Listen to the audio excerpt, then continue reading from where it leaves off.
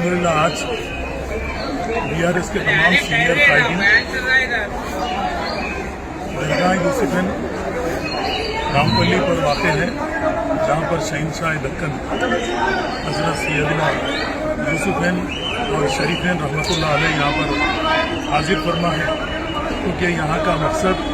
यहाँ पर जो भी अपनी न्याज लेके आता है उसका अल्लाह ताला उसकी न्याज को यानी उसके मकसद में उसको कामयाब कर रहा है। आज हम यहाँ पर क्योंकि यहाँ पर हम इसलिए आए हैं कि हमारी पार्टी के सुप्रीमो चंद्रशेखर राव साहब, जिनकी आज 70वीं यौम पैदाइश है, इस ज़िमन में न सिर्फ तेलंगाना